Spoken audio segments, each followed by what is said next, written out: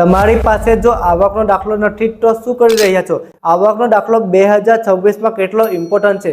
કોઈ પણ સરકારી યોજના હોય, સરકારી સ્કીમ હોય કે સરકારી લાભ લેવો હોય અથવા તો સરકારી સ્કૂલમાં એડમિશન લેવું હોય, કોઈ પણ જગ્યા પર સરકારીનો લાભ લેવો હોય તો આવકનો દાખલો ખૂબ જ ઇમ્પોર્ટન્ટ છે.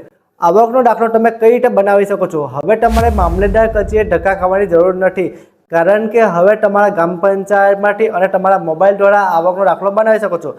ગુજરાત ગવર્મેન્ટની ખૂબ જ સારી સ્કીમ આવી છે, જેમાં તમે આવકનો દાખલો અપ્લાય કર્યા બાદ સીધું પ્રમાણપત્ર તમારા વોટ્સઅપ દ્વારા તમને મોકલી આપવામાં આવે છે. પરંતુ કઈ રીતે? હું તમને બે રીતે બતાવીશ. તમે જો ગામડામાં રહેતા હોય તો અને આવકનો દાખલો બનાવવા માંગો છો તો તમારે અરજી કઈ રીતે કરવાની છે, કયા કયા ડોક્યુમેન્ટ લાગે છે, જાતે કઈ રીતે અરજી કરી શકો છો અને તમારું જ પ્રમાણપત્ર તમે તમારા વોટ્સઅપમાં ડાઉનલોડ કરી શકો છો. વોટ્સઅપમાં ડાઉનલોડ કરવા માટે ઉપર તમને સ્ક્રીન પર જે નંબર દેખાય છે એ નંબર તમારે પહેલાં સેવ કરી લેવાનો રહેશે. હવે તમને વાત કરું કે તમારે ગ્રામ પંચાયતમાંથી આવકનો દાખલો કઈ રીતે બને છે. ગ્રામ પંચાયતમાં તમારે વીસી ઓપરેટર પાસે અરજી કરવાની છે. વીસી ઓપરેટર પાસે અરજી કરતા પહેલા તમારે એક ફોર્મ ભરવાનું છે. સ્ક્રીન પર તમને જે ફોર્મ દેખાય છે એ ફોર્મ ભરીને તલાટી કમ મંત્રીના સહી સિક્કા કરાવી અને વીસી ઓપરેટર પાસે અરજી કરવાની છે. હવે અરજી કરવા માટે કયા કયા ડોક્યુમેન્ટ લાગે? તમને સ્ક્રીન પર જેટલા ડોક્યુમેન્ટ દેખાય છે એટલા ડોક્યુમેન્ટ આપીને તમે ગ્રામ પંચાયતના વીસી ઓપરેટર પાસે અરજી કરી શકો છો. હવે વીસી ઓપરેટર એટલે કોણ?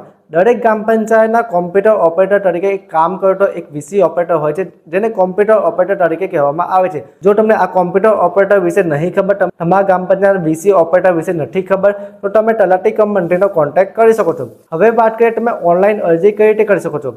ડિજિટલ ગુજરાત વેબસાઇટ ઓપન કરવા છે અને ઉપર જે સ્ક્રીન પર વેબસાઇટ દેખાય છે એ વેબસાઇટ ઓપન કરવા છે. ઓપન કરશો એટલે તમારો આઈડી અને પાસવર્ડ બનાવવાનો રહેશે. આઈડી અને પાસવર્ડ બનાવ્યા બાદ તમારા સિટીઝનમાં જઈને તમે અરજી કરી શકો છો.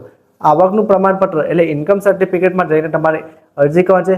ફૂલ ફોર્મ ભરવાનું છે. ફોર્મ ભર્યા બાદ તમારું જે પ્રમાણપત્ર એ જનરેટ થશે. જનરેટ થયા બાદ તમારા વોટ્સઅપ પર તમને સીધું પ્રમાણપત્ર ઈ સિગ્નેચર વાળું પ્રમાણપત્ર મળવાપાત્ર રહેશે. એ પહેલાં તમારે વોટ્સઅપ પર મેસેજ કરવાનો છે. વોટ્સઅપ પર તમારો અરજી નંબર સિલેક્ટ કરવાનો છે. સિલેક્ટ કર્યા બાદ તમારું પ્રમાણપત્ર તમારા વોટ્સઅપમાં સીધું જોવા મળશે. આવા બધા ઇન્ફોર્મેશન માટે અમારા પેજને ફોલો કરજો. તમારા મિત્રોને ખાસ કરીને રીલ્સ શેર કરજો.